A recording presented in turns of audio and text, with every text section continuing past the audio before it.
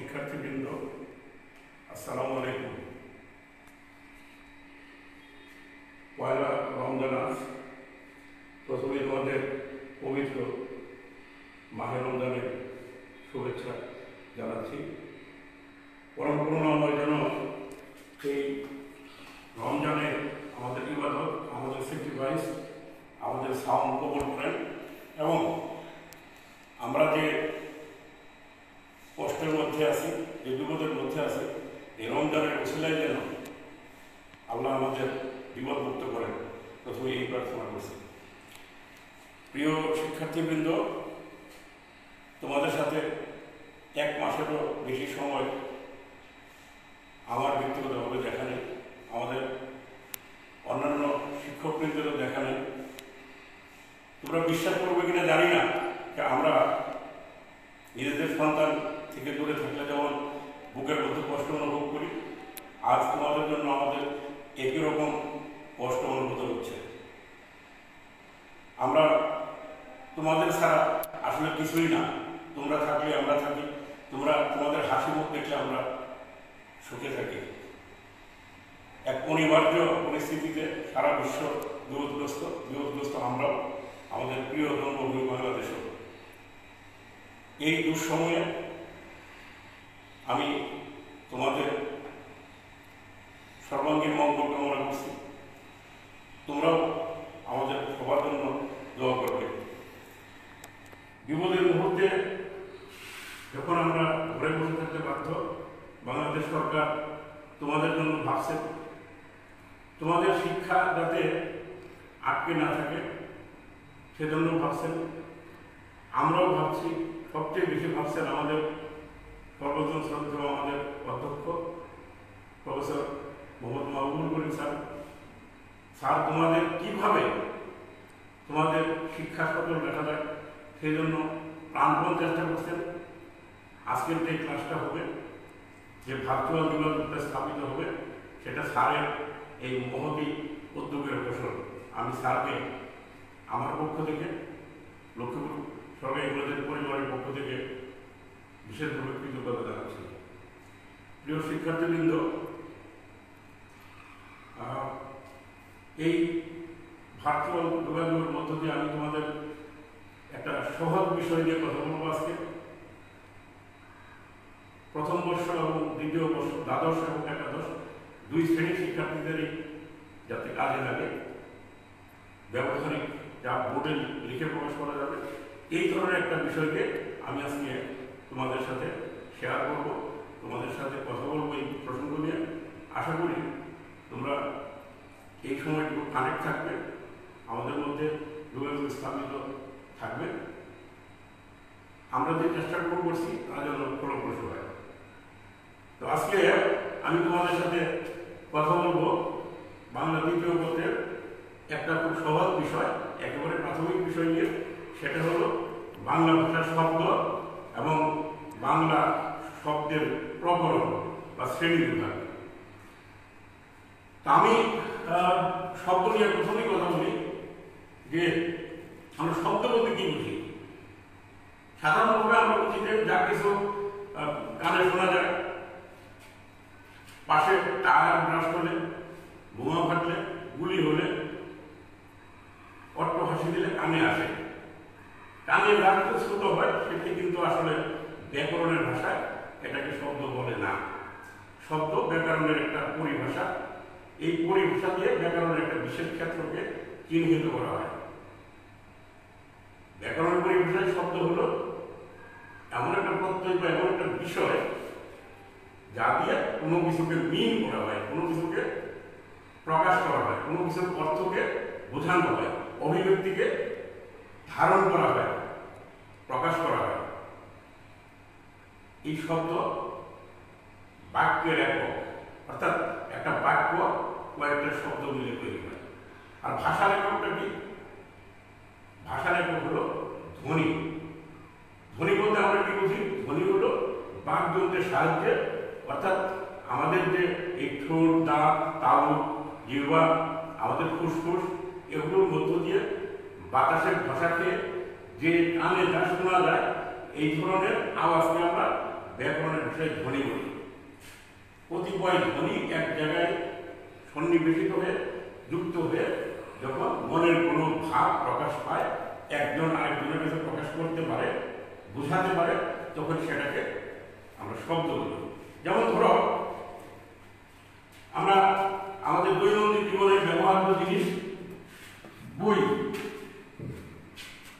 আরেকটা বড় বলি, যেমন ধরো বই। এখানে আমরা জানি যে বর্ণ আছে দুটি। বর্ণ কি? বর্ণ সোজা কথায় ধ্বনির প্রতীক।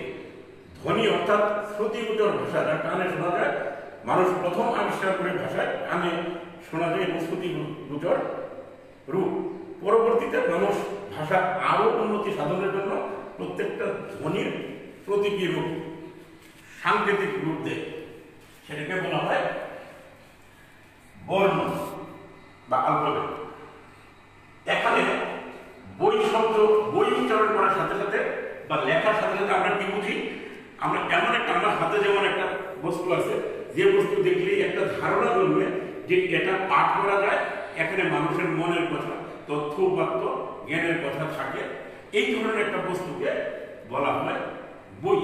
বইয়ের মধ্যে আমরা দেখতে পাচ্ছি ব আর ই, এই দুটো বর্ণ আছে, কিন্তু বর্ণ যে কটা থাকে আসলে ধ্বনি সে কটা থাকে, ধ্বনি তার চেয়ে বেশি থাকে। তোমরা খেয়াল করো এখানে কয়টা ধ্বনি আছে? ব যুগ, এর সাথে অদৃশ্য একটা প আছে, প যুগ ই। তাহলে দেখা গেল বই শব্দটিতে তিনটি ধ্বনি আছে। এখন এই তিনটা ধ্বনিকে আমরা যদি যেভাবে সাজানো আছে এটি উল্টা পাল্টা যাই কিছু করি কোনো অর্থ হবে না। ও যদি সামনে আনি তাতেও হবে না, ই যদি সামনে আনি তাতেও হবে না। এই বিক্ষিপ্ত ভাবে অর্থ যা দেয় না সেই ধরনের ধ্বনি এক জায়গায় জড়ো করলে শব্দ হয় না। শব্দ তখনই হয় যখন ধ্বনিগুলো কোনো অর্থকে প্রকাশ করার সক্ষমতা অর্জন করে। এই যে শব্দ, এই শব্দ হলো একটা ভাষার সবচেয়ে বড় সম্পদ। বলা হয় শব্দই ব্রহ্ম। সবচেয়ে বড় শক্তি হলো শব্দ। যে ভাষার শব্দ ভাণ্ডার যত রিচ বা সমৃদ্ধ, সেই ভাষা পৃথিবীতে তত বেশি শক্তিমান, তত বেশি পৃথিবীকে শাসন করার ক্ষমতা রাখে। এই শব্দগুলোকে একসাথে বাংলায় বলে শব্দ ভাণ্ডার, আর ইংরেজিতে বলে ভোকাবুলারি। বাংলা ভাষার যে শব্দ আছে এই শব্দগুলোকে যদি আমরা ভাগ করি তাহলে কয়টা মানদণ্ডে ভাগ করা যায়? ভাগ করা যায় তিনটা মানদণ্ডে। কি কি? তাহলে শব্দ, প্রকরণ, এখানে আসলে প্রথম হলো কি? প্রথম হলো উৎস, তারপরে হলো গঠন, তারপরে হলো অর্থ। এই তিনটা বৈশিষ্ট্যের আলোকে শব্দকে ভাগ করা হয়। উৎসের কথা আসে প্রথম, যেটা এক নাম্বার। উৎস মানে কি? কোন সম্পদ কোত্থেকে আসলো, কোত্থেকে সংগৃহীত হলো, সেটাকে তার উৎস বলা হয়। যেমন ধরো আমাদের ঘরে অনেক সম্পদ থাকে, ব্যাংকে থাকে, এই সম্পদের সবই এক উৎস থেকে আসে না। কোনোগুলো আমরা লাভ করি পৈতৃকভাবে, বাবা মার সম্পদ উত্তরাধিকার হিসেবে পাই, টাকা গুলি জমা জমি, ঘরের কিছু ফার্নিচার কাউকে শ্বশুরে দেয়, কেউ নিজে কিনে, কেউ কোনো সম্পদ চুরি করেও আনে, কেউ আবার ধার করে এনে দেয় না, মেরে দেয়। এগুলো নিজের সম্পদে রূপান্তরিত হয়। ভাষার ক্ষেত্রেও একই রকম। একটা ভাষা নানা সোর্স থেকে, নানা উৎস থেকে তার শব্দগুলোকে সংগ্রহ করে সে ধ্বনি হয়। এই ধ্বনি হতে গিয়ে কখনো ডাকাতিও করা যায়, কখনো চুরিও করা যায়, আত্মীকরণ, আত্মসাৎ যে ভাষা যত বেশি শব্দ আত্মসাৎ করতে পারে সেই ভাষা আসলে সবচেয়ে বেশি সমৃদ্ধ ভাষা। তোমাদের একটা তথ্য বলে রাখি, এ কথা অস্বীকার করার কোনো উপায় নেই যে পৃথিবীতে সবচেয়ে সমৃদ্ধ ভাষা হলো ইংরেজি। এখন এই ইংরেজি ভাষার নিজস্ব শব্দ 0%, 1% নেই। ইংরেজি ভাষা আসলে পৃথিবীর বড় বড় ভাষা, যেমন ল্যাটিন ভাষা, জার্মানিক ভাষা, গ্রিক ভাষা, এগুলো থেকে শব্দ নিয়ে নিজে ধনী হয়ে গেছে। বাংলা ভাষার যে শব্দ উৎস খুঁজতে গেলে দেখব যে আমাদের শব্দ নিজের খুব সামান্য 2 থেকে 4%, আসলে 4% হবে না, 2% বা 2 ভাগের, শতকরা 2 ভাগের মতো শব্দ হলো আমাদের নিজস্ব। অন্যগুলো নানাভাবে ধার করে নেওয়া, উত্তরাধিকার সূত্রে পাওয়া, মডিফাই করে, অর্থাৎ সেই শব্দকে নতুন প্রক্রিয়ার মধ্য দিয়ে অন্য ভাষার শব্দকে নিজের মতো করে নেওয়া, এইভাবে আমাদের শব্দ সম্ভার তৈরি হয়েছে। এই শব্দের আমরা যদি উৎস বিশ্লেষণ করি আমরা 5টা উৎস পাই। আমরা এইভাবে সংক্ষেপে 5টা উৎস দেখতে পারি। এইভাবে সংক্ষেপে 2, 3, 4, 5। একটা হলো তৎসম, 2 হলো অর্ধ তৎসম, এই 3 হলো তদ্ভব, 4 হলো দেশি, 5 হলো বিদেশি। মজার ব্যাপার যে আমাদের 1 নম্বরে কিন্তু আমরা রেখে দিয়েছি তৎসমকে, তারপরে অর্ধ তৎসম, তারপরে তদ্ভব, আর নিজের যা সম্পদ দেশি মানে নিজস্ব নেটিভ, সেটাকে আমরা রাখলাম 4 নম্বরে। 5 নম্বরে হলো বিদেশি শব্দ। গঠন অনুযায়ী আমরা শব্দকে কিভাবে ভাগ করবো এটা আমরা উৎস আলোচনার পরে আমরা দেখব, এবং সবশেষে অর্থ অনুযায়ী আমরা বোর্ড ফ্রি করি।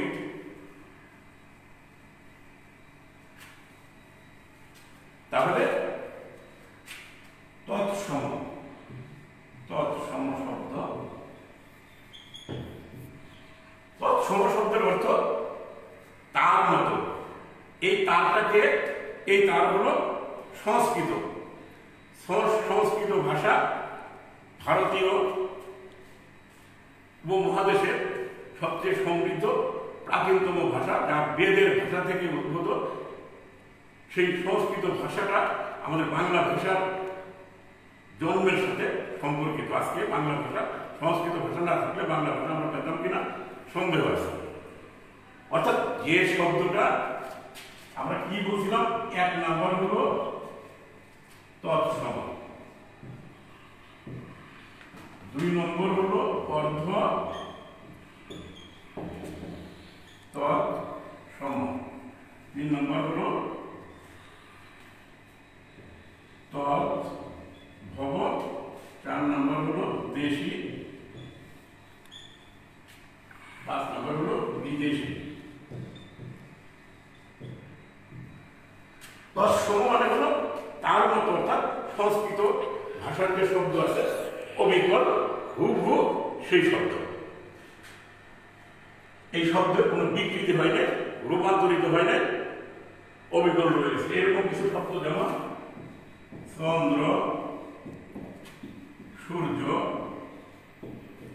গ্রহ, এইসব। অর্থ তৎসমকে বোঝাই যাচ্ছে যে তৎসমের সাথে যোগাযোগ আছে, অর্থাৎ তৎসম শব্দই, কিন্তু আমরা যেটা ব্যবহার করি, যে রূপটা আছে সেটা সেখান থেকে খানিকটা সরে গেছে, খানিকটা রূপান্তরিত হয়ে গেছে। উচ্চারণে বোঝা যায় যে এটা আসলে ওই শব্দ। যেমন ধরো আমরা শ্রাদ্ধ বলি, হিন্দু ধর্মে বা সনাতন ধর্মে শ্রাদ্ধ বেশ প্রচলিত, বিশেষ করে মানুষ মারা যাওয়ার পরে এই অনুষ্ঠান করে। আমাদের লৌকিক বাংলায়, আমাদের বিশেষ করে গ্রামীণ জীবনে আমরা শ্রাদ্ধ বলি, শ্রাদ্ধ বলি, আবার শ্রাদ্ধ বলি। এই শ্রাদ্ধ একবার রূপান্তরিত হয়ে শ্রাদ্ধ যখন হয়ে যাচ্ছে তখন সেটা অর্ধ তৎসম, অর্থাৎ অর্ধেক তৎসম অর্ধেক রূপান্তরিত। এইরকম আরো আছে, যেমন ধরো সংস্কৃত ভাষা বি হি নি, এইটা আমাদের আমরা কি জানি, আমরা কথায় কথায় বলি না, ওই গিন্নি বলে কেষ্ট মেটায় চোর, সেই গৃহিণী হয়ে গেল গিন্নি। এটা হলো এই ধরনের একটা রূপান্তর যারা আছে, এই ধরনের শব্দ হলো অর্ধ তৎসম শব্দ। তদ্ভব শব্দ কি? তদ্ভব শব্দ সংস্কৃত ভাষা থেকে আসা, কিন্তু রূপান্তরের ধাপটা বেশি। আমরা প্রাসঙ্গিকভাবে একটা কথা আলোচনা করে নিই, সেটা হলো বাংলা ভাষার জন্ম যদি আমরা দেখি, দেখো কয়েকটা স্তর আছে। ধরো সংস্কৃত, সংস্কৃত এখান থেকে নিচে নেমে হলো প্রাকৃত, তারপরে হলো অপভ্রংশ, তারপরে হলো বাংলা। সংস্কৃত ভাষা সম্পর্কে সাধারণ ধারণা যে এই যে স্তরটা আছে, এই যে ভাষাটা নিচের দিকে আসলো, সংস্কৃত ভাষাটা ছিল মেন মেড বলা হয়, অর্থাৎ মনুষ্য সৃষ্ট।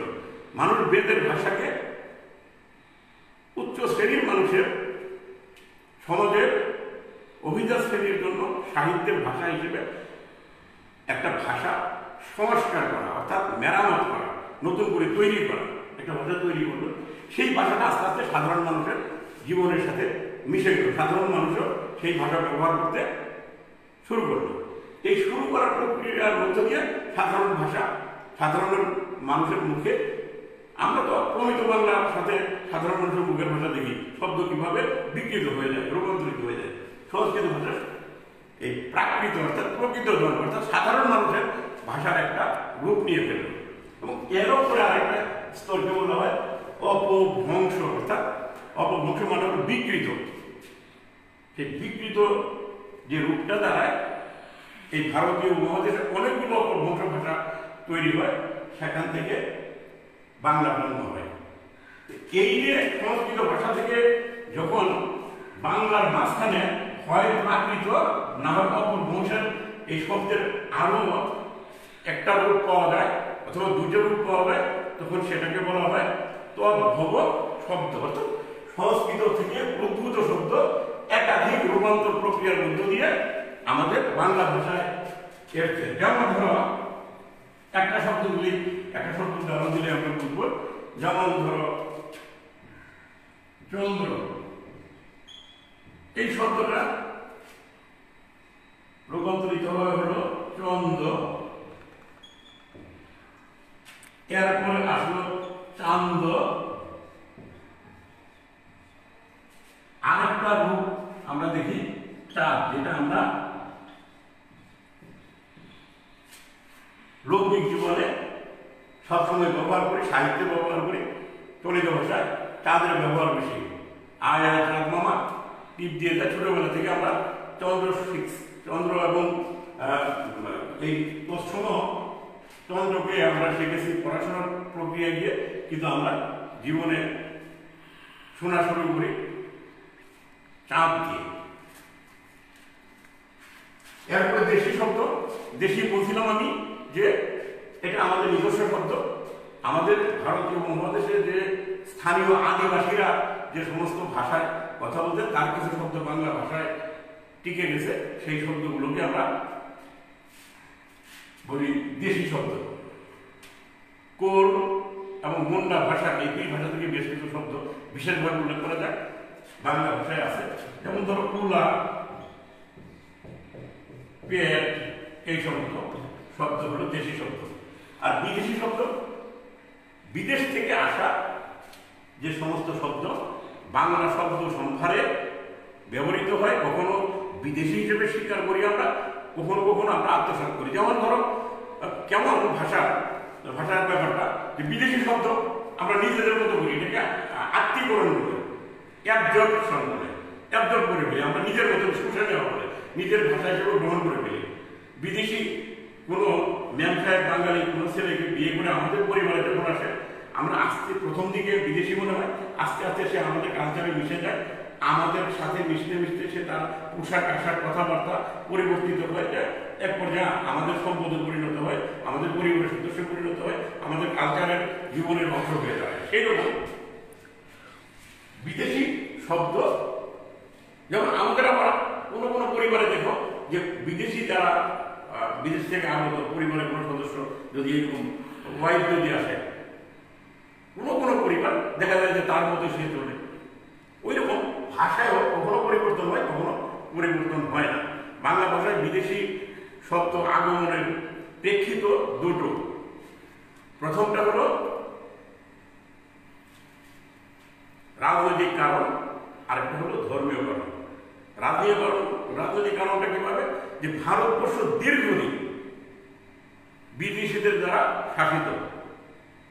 সেই তুর্কি, আফগান, পাঠান, মুঘল, সুলতান, ইংরেজ, তারপরে স্বশাসন 1947 সালের আগ পর্যন্ত দীর্ঘ সময় আমাদের 1201 থেকে 3 মধ্যে ইখতিয়ারউদ্দিন মোহাম্মদ বিন বখতিয়ার খলজি এই ভারতবর্ষের বাংলাদেশ বা বাংলা এলাকা দখল করার পরে মুসলমানরা শাসন কর্তৃপক্ষ হয়ে দাঁড়ায়। মুসলমানরা আসার পরে তারা তাদের একটা নিজস্ব সংস্কৃতি আনে, তারা ভাষা আনে আরবি। সেই আরবি ভাষা মুসলমান এদেশে ছিল না, ধর্মান্তরিত হয়ে মানুষ মুসলমান হতে থাকলো, এবং তারা আরবি যে ধর্মীয় পরিভাষা, নামাজ পড়তে গেলে নামাজের উচ্চারণ করে, রোজা করতে গেলে রোজা, আরবিতে যাকে বলা হয় সাউন্ড, এইভাবে ধর্মীয় প্র্যাকটিসের মধ্য দিয়ে, ধর্মীয় আচার অনুষ্ঠানের মধ্য দিয়ে মানুষ আরবি ভাষার সাথে পরিচিত হলো, কোরআন শরীফ পড়া শিখল। তখন রাষ্ট্রীয়ভাবে অভিজাত লোকের কাজ হতো আরবি। এরপরে আসলো আফগানরা, পাঠানরা, মুঘলরা, তাদের নিজস্ব ভাষা ছিল ফার্সি, এবং দাপ্তরিক ভাষা হিসেবে তারা গ্রহণ করলো ফার্সিকে। সঙ্গত কারণে বাংলাদেশের মানুষ বা ভারতবর্ষের মানুষ ফার্সি ভাষার চর্চা শুরু করলো প্রয়োজনে,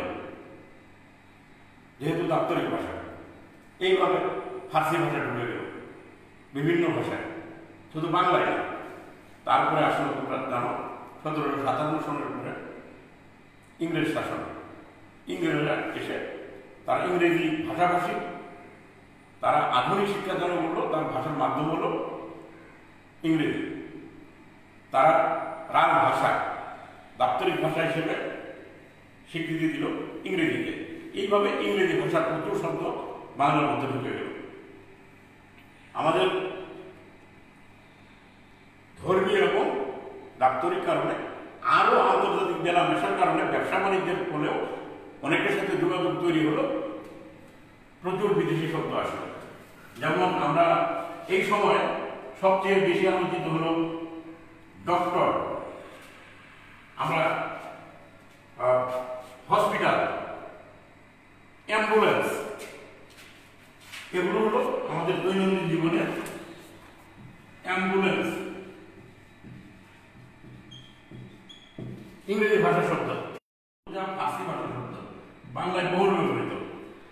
আমরা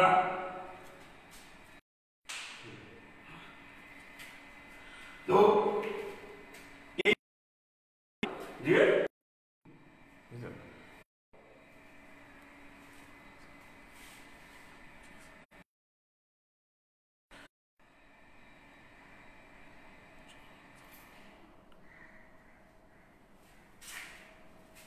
শিক্ষার্থীবৃন্দ, প্রযুক্তির ঝামেলা, মাঝে মধ্যে নেট অর্থাৎ নেট কানেকশন ফোন করে কয়েকদিন থেকে এই সমস্যা যাচ্ছে, নেট কানেকশন পাওয়া যাচ্ছে না। আমি দুঃখিত, আমি তাড়াতাড়ি অগ্রসর হই। আমাদের বাংলা ভাষার শব্দ প্রকরণ নিয়ে তোমাদের আগেই বলে রাখি, পরীক্ষায় বিচ্ছিন্নভাবে 3টা প্রশ্ন হয় যে উৎস অনুযায়ী শব্দের শ্রেণী বিভাগ করো, উদাহরণসহ বর্ণনা করো। তখন তোমরা এই আমি যে মুখের কথা বললাম এবং একটা দুটো উদ্ধৃতি দিলে হবে। এবং সামগ্রিকভাবে শব্দ প্রকরণ এরকম ধরনের কোনো প্রশ্ন হয় না, আসে যে গঠন অনুযায়ী শব্দ কত প্রকার, কি কি উদাহরণসহ আলোচনা করো, অথবা অর্থ অনুযায়ী শব্দ কত প্রকার কি কি, এইভাবে প্রশ্ন হয়।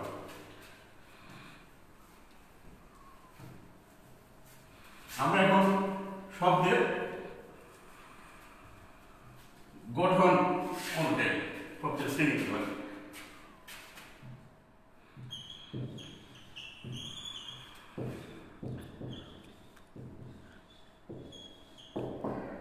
গঠন অনুযায়ী শ্রেণী বিভাগ।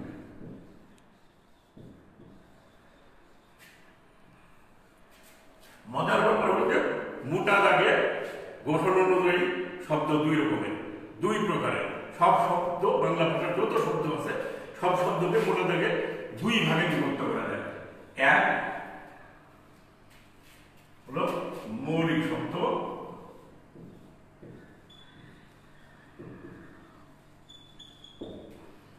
দুই সাধিত শব্দ।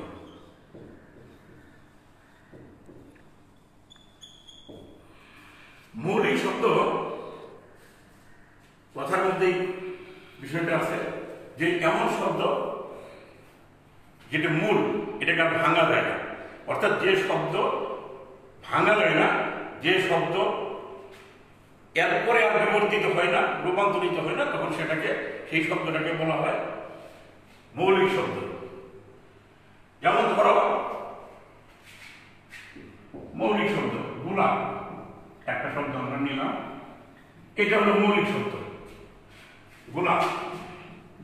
কিভাবে? এই শব্দটা ভাঙলে আর কিছু বানানো যায় না। আমরা যদি গোকে পরে নিয়ে যাই তাও কোনো অর্থ দাঁড়াবে না, লাকে সামনে নিয়ে গেলেও কোনো অর্থ দাঁড়াবে না। যেমন ধরো আমাদের বই, এর এক উদাহরণ দিয়ে বলছিলাম, এই ধরনের শব্দ এর আর কোনো ভাঙা যায় না, রূপান্তর করা যায় না, এই জন্য এগুলো হলো মৌলিক শব্দ। সাধিত শব্দ অর্থাৎ যে শব্দ ভাঙা যায়, রূপান্তর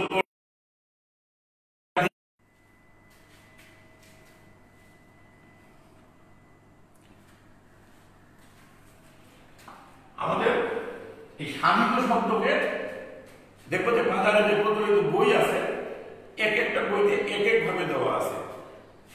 পরীক্ষার জন্য আমি সোজা তোমাদের একটা বুদ্ধি দিই যে যদি তোমরা 3 রকমের লিখো তাহলে 15 নম্বর পাবে। সেই 3 নম্বর কি, 3 প্রকারের সাধিত শব্দ কি? অনেক বইতে দুই প্রকারের আছে, যে যারা 2 প্রকারের বলে, একটা হলো প্রত্যয় আন্ত শব্দ, আর একটা হলো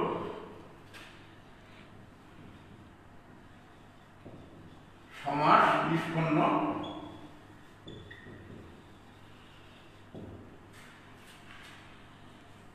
যারা 2 ভাগে ভাগ করে তারা মূলত যে কথাটা বলতে চায় যে এখানে এই প্রত্যয়ান্ত শব্দের মধ্যে 2 জিনিস আছে, একটা হলো প্রকৃতি প্রত্যয় দিয়ে শব্দ গঠন, আর একটা হলো উপসর্গ দিয়ে শব্দ গঠন। তারা উপসর্গকে বলতে চায় আত্মপ্রত্যয়, অর্থাৎ আগে যে প্রত্যয়টা বসে সেটা, উপসর্গকে তারা প্রত্যয় বলতে চায়। তো আসলে আমাদের এই 3 রকম জানলেই হবে। আমরা প্রত্যয়ান্ত শব্দ, সমাস নিষ্পন্ন শব্দ, আর হলো উপসর্গের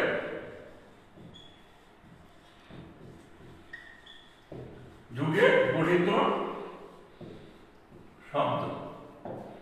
আমরা প্রত্যয়ান্ত শব্দ আমরা জানি শব্দের বা তোমার ধাতুর পরে শব্দাংশ বা বর্ণ বসে যখন নতুন শব্দ গঠন করে সেটাকে আমরা প্রত্যয়ান্ত শব্দ বলি।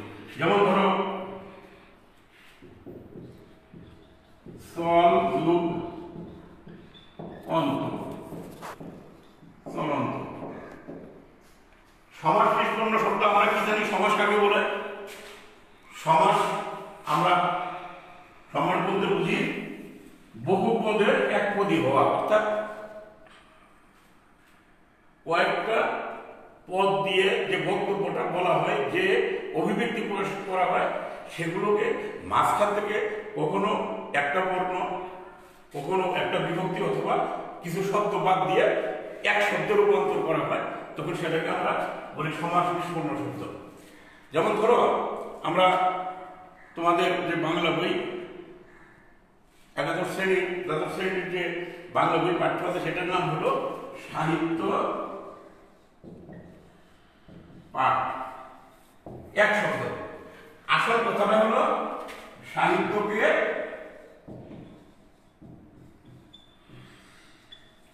তখন এই পাঠ আলাদা, এই দুইটা এক হয়ে গেল, এই কি এটা উঠে গেল, এটা হলো বিভক্তি।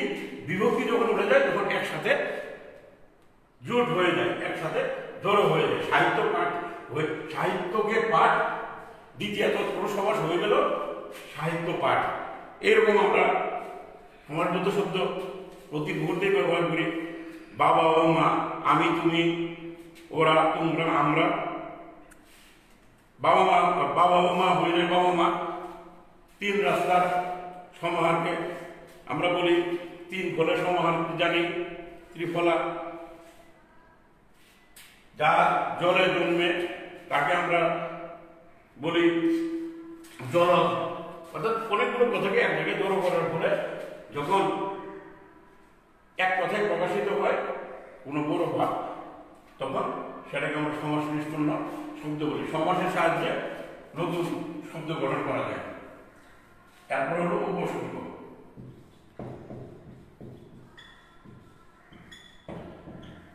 উপসর্গ যুগে শব্দ গঠনের প্রক্রিয়া তোমরা জানো। উপসর্গ শব্দের সামনে বসে। বাংলা উপসর্গ এবং সংস্কৃত উপসর্গ, অনেকগুলো উপসর্গ আছে। এই উপসর্গ বিচিত্র রকমের কাজ করে শব্দের সামনে এসে কখনো অর্থ সামান্য পরিবর্তন করে, কখনো কোনো অর্থে পরিবর্তন করে না, আবার কখন অর্থের ব্যাপক পরিবর্তন করে, অর্থ ঘুরিয়ে দেয়। সুন্দরের সামনে, সুন্দর বলতে আমরা সুন্দর বুঝি, যেই উপসর্গ সামনে যুক্ত হয় তখন সে কুৎসিত হয়ে দাঁড়ায়, সুন্দর হয়ে যায় অসুন্দর, বিপরীত অর্থ। আবার চেষ্টার সামনে যখন আমরা প্র বসাই, তখন চেষ্টার প্রচেষ্টার মধ্যে তেমন কোনো পার্থক্য আসলে থাকে না। তো উপসর্গ যুগে শব্দ, নতুন শব্দ তৈরি করা যায়। যেমন উপসর্গ সহযোগে গঠিত শব্দ আমরা উপকণ্ঠ,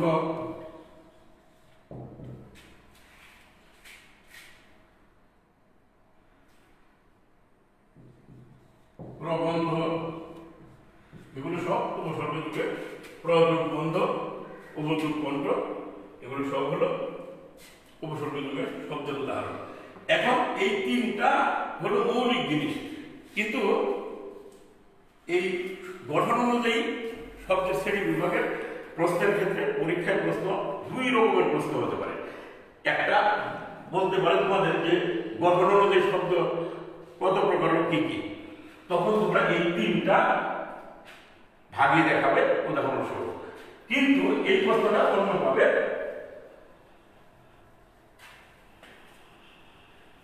করা যেতে পারে। সেটা হলো বাংলা ভাষায় কি কি উপায়ে নতুন শব্দ গঠন করা যায়। তখন কিন্তু আরো অনেকগুলো পদ্ধতি, শব্দ গঠনের প্রক্রিয়া আমাদের সামনে আসবে। আমি সংক্ষেপে তোমাদের বলছি। 1 নম্বর, আমরা প্রথমেই বলছিলাম যে প্রত্যয়ান্ত শব্দ। 2 নম্বর বলছিলাম অর্থাৎ প্রত্যয় যুগে শব্দ গঠন করা যায়। তারপরে সমাস নিষ্পন্ন করে। 3 নম্বর উপসর্গ যোগ করে। এরপরে দেখবো আরো কিছু বিষয় আসবে। 4 নম্বর, এরপরে কি কিভাবে নতুন শব্দ গঠন করা যায় আমরা সাধারণত কিভাবে করি। যেমন আমরা যখন পরিভাষা তৈরি করি, পরিভাষা মানে কি? পরিভাষা মানে এমন কিছু বিষয় আছে যখন একটা বিশেষ শব্দ দিয়ে বিশেষ ক্ষেত্রকে চিহ্নিত করা যায়, অনুবাদমূলক বা প্রতিশব্দ না। বাংলা ভাষায় যখন ওই যে বললাম যে শব্দ, শব্দটা পরিভাষা এই কারণে যে শব্দ দিয়ে একটা বিশেষ কিছুকে মিল করানো হয়। আমরা এই অ্যাডাপ্টেশন, কোনো কিছুর সাথে খাপ খাওয়ানো, এটা কিন্তু বাংলায় এর প্রতিশব্দ খাপ খাওয়ানো, কিন্তু পরিভাষা হলো অভিযোজন।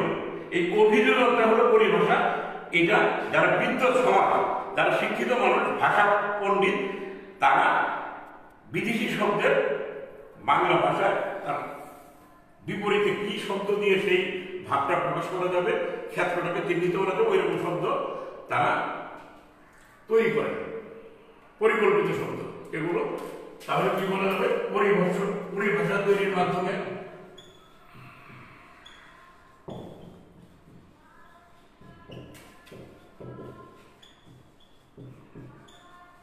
পরিভাষার কথা বললাম, যে পরিভাষা তোমাদের পাঠ্য আছে, পরিভাষার কথা আমরা জানি, তোমাদের পরীক্ষায় পরিভাষা আসবে। ধরো 5 নম্বর, আমরা যদি বিভক্তি যোগ করি তাতেও শব্দের বিভক্তিযুক্ত শব্দকে আমরা কি বলি? পদ বলি। এই পদেরও নতুন অর্থ দাঁড়ায়। যেমন তোমার, তুমি, আবার তুই তোমাকে কে বিভক্তি লাগালি, অর্থের পরিবর্তন হয়। তাহলে কি? বিভক্তি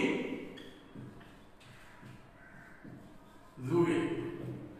6 নম্বর, আমরা যদি দ্বিরুক্ত গঠন করি, অর্থাৎ একটা শব্দ পরপর ব্যবহার করি, দুইবার ব্যবহার করি, তাহলে এটাকে দ্বিরুক্তি বলে। এর মাধ্যমে অর্থ ভিন্ন হয়। দ্বিরুক্তি, দ্বিরুক্তি দিয়ে কিভাবে? যেমন ধরো জ্বর মানে আমরা জানি একটা অসুখ, শরীরের উত্তাপ বাড়ার একটা উপসর্গ, কিন্তু যে দুই শব্দ একসাথে জ্বর হয়, জ্বর জ্বর, তখন কিন্তু আর জ্বর থাকে না, জ্বরের একটা ভাবের মধ্যে চলে আসে। কাজে অর্থ একটা না, শব্দটা নতুন হয়ে গেল। বাড়ি, বাড়ি মানে বাড়ি, বাড়ি বাড়ি বললেই বহু বচন বোঝায়, নতুন অর্থ হয়ে যায়। এইরকম আরো আছে তোমার এই 6টা, মোটামুটি 8 রকমের বইতে পাওয়া যায়।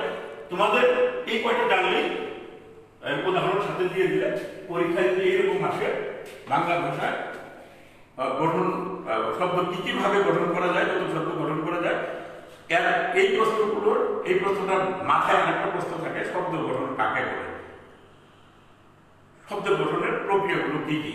তখন তোমরা ন্যূনতম এই 6টা পরীক্ষার খাতায় লিখে নিয়ে আসতে হবে। বেশি লিখতে হবে না,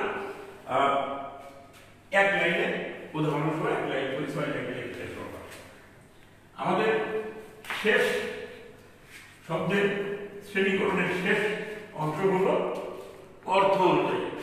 অর্থ অনুযায়ী শব্দকে আমরা 3 ভাগে ভাগ করি, অর্থাৎ বাংলা ভাষার যত শব্দ আছে তার এই 3 ধরনের অর্থ বৈশিষ্ট্য আছে।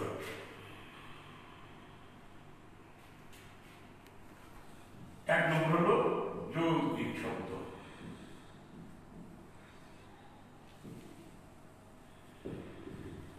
এই যৌগিক শব্দ মানে ওই যৌগিক বাক্যের মতো না, জোড়া দেওয়া কিছু না। এই যৌগিক শব্দের এক ধরনের বিশেষ অর্থ আছে।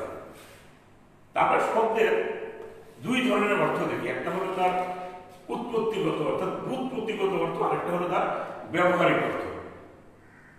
শব্দের ব্যবহারিক অর্থটা আমাদের দরকার, অর্থাৎ ব্যবহার করার ক্ষেত্রে যে অর্থটা দেয় সেটা আমাদের কাছে গুরুত্বপূর্ণ, কিন্তু ওই ব্যুৎপত্তিগত অর্থ আমাদের কাছে তেমন গুরুত্বপূর্ণ না। এই ব্যবহারিক যে সমস্ত শব্দের উৎপত্তির সাথে ব্যবহারিক অর্থের পার্থক্য তেমন একটা থাকে না, সেই সমস্ত শব্দকে বলা হয় যৌগিক শব্দ। বাংলা ভাষায় এই যৌগিক শব্দ ধরো উপসর্গযুক্ত হতে পারে, প্রত্যয় দিয়েও হতে পারে, সমাসবদ্ধ হতে পারে। সহজ উদাহরণ দিই, যেমন ধরো চেষ্টা, বলছিলাম আগে চেষ্টা যুগ, এর সামনে আমি বললাম প্র হয়ে গেল প্রচেষ্টা। ওই যে চেষ্টা প্রচেষ্টার মধ্যে পার্থক্য যেমন একটা, এর দুইটারই অর্থ হলো প্রচেষ্টা হচ্ছে আয়াস বা চেষ্টা, প্রয়াস।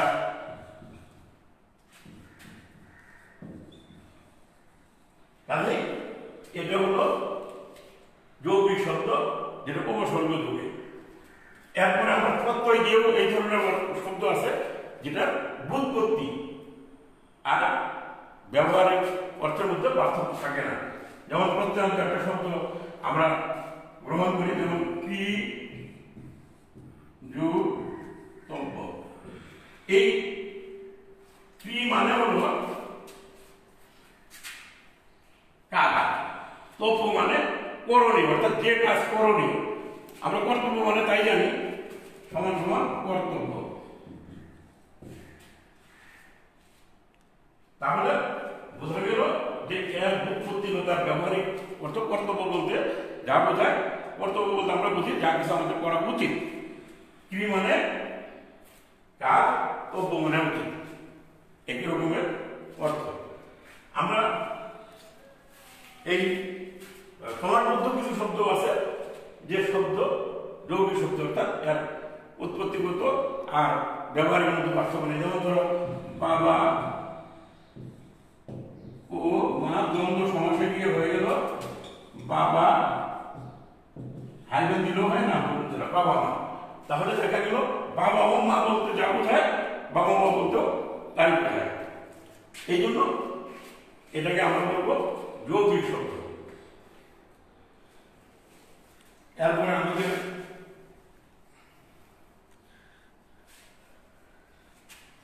হলো 2 নম্বর হলো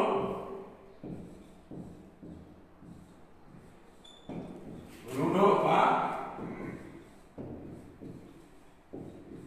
রূঢ়ি শব্দ। এটা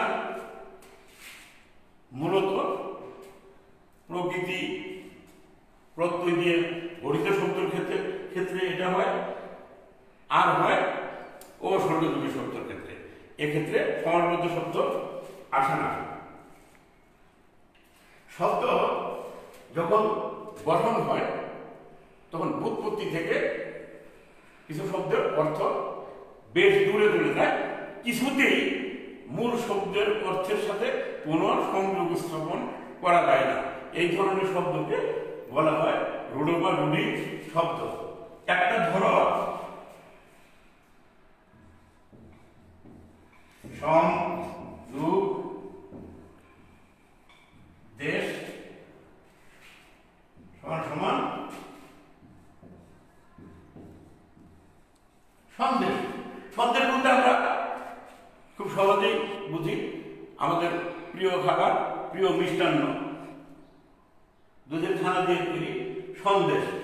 কিন্তু কোথায় সন্দেশ, এটার ব্যুৎপত্তিগত অর্থ হলো সংবাদ বা খবর, কিন্তু আমরা সংবাদ আর খবরের সাথে এর ন্যূনতম যোগাযোগ আমরা পাই না।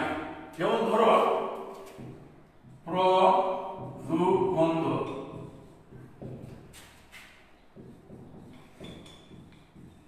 প্রবন্ধ প্র মানে প্রকৃষ্ট, খুব জুড়ে, বন্ধ মানে বাধা, শক্ত করে বাধার কোনো জিনিসকে আমরা বলি। এর ব্যুৎপত্তিগত অর্থ হলো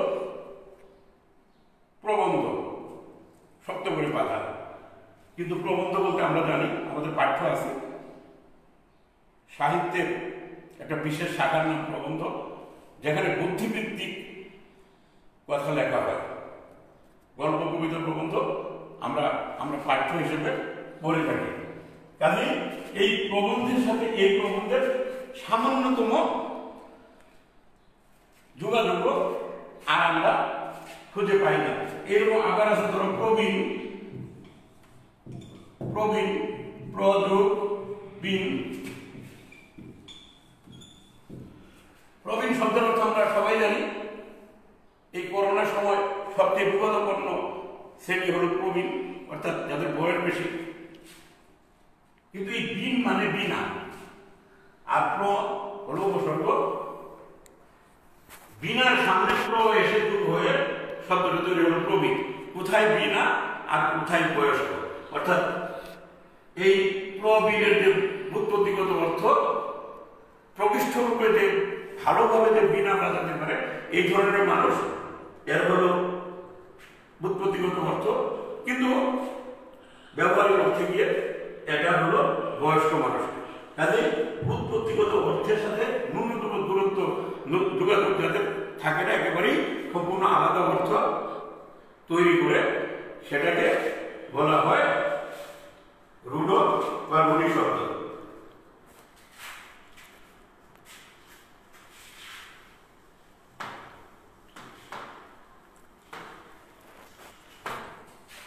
তিন নম্বর হলো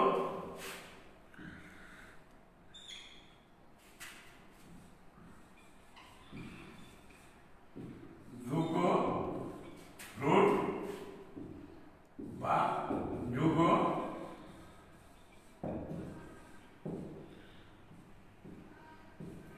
রূঢ়ি শব্দ।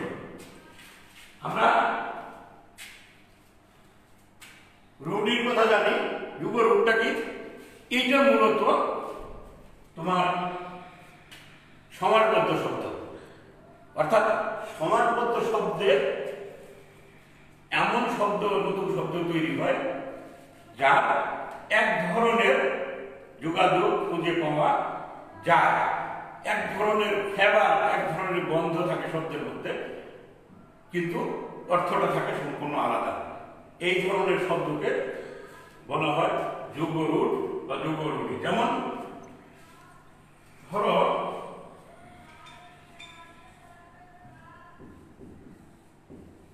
রাজপুত।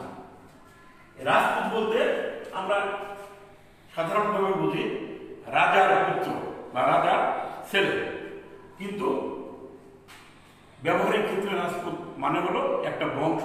ভারতে রাজপুত নামে একটা জায়গা আছে, সেই জায়গায় যারা শাসন করে সেই শাসন কর্তৃপক্ষের সেই বংশকে বলা হয় রাজপুত। কিন্তু তোমরা লক্ষ্য করবা এক ধরনের রাজার সাথে সম্পর্কিত বিষয়টা কিন্তু এখানে থেকেই যাচ্ছে, অর্থটা একেবারে ভিন্ন, কিন্তু একেবারেই মুছে ফেলা যায় না। এক ধরনের দ্রুত না, রাজা বা রাজার পুত্রের সাথে এক ধরনের যোগাযোগ থেকে যাচ্ছে আমাদের ব্যবহারিক অর্থে। আমরা আরো জানি সিংহাসন।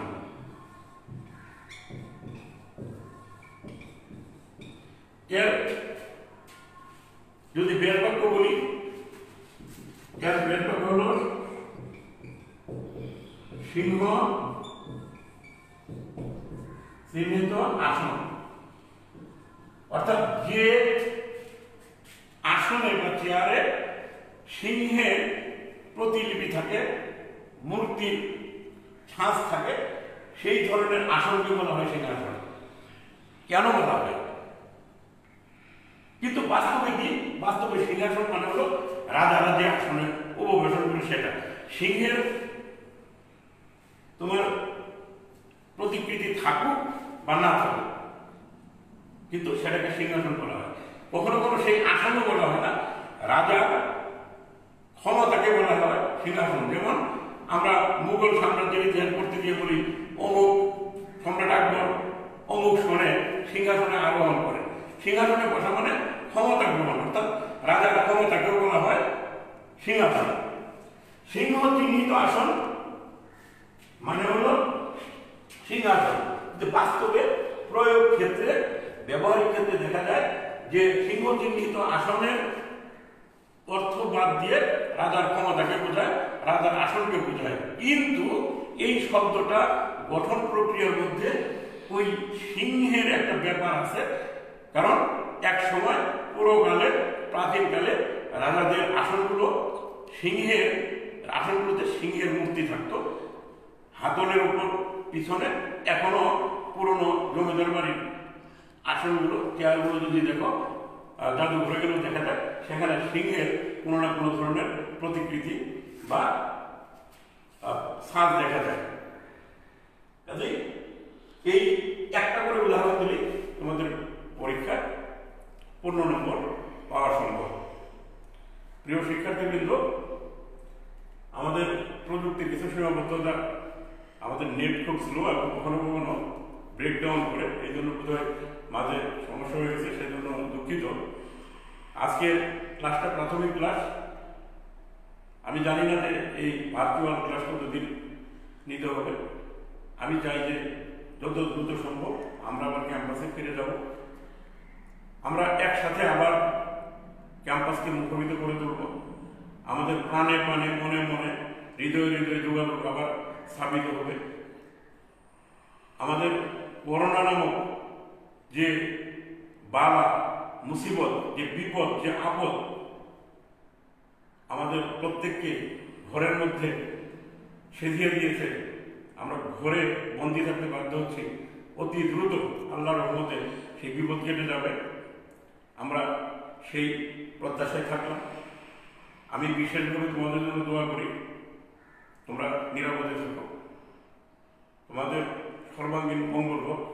এই অবসর সময়টুকু তোমরা অবহেলায় না কাটিয়ে প্রতিদিনই বই পুস্তকের সাথে, পড়াশোনার সাথে যোগাযোগ রাখবে। রমজান মাস, তোমরা আল্লাহর কথা স্মরণ করবে, রোজা রাখবে, নামাজ পড়বে, আল্লাহর কাছে প্রার্থনা করবে আমাদের প্রিয় মাতৃভূমি বাংলাদেশ খুব দ্রুত যেন করোনার মুসিবত থেকে রক্ষা পায়, সেই প্রত্যাশা করে তোমাদের কাছ থেকে বিদায় নিচ্ছি। অনেক ভালো থেকো। আসসালামু আলাইকুম ওয়া রাহমাতুল্লাহ।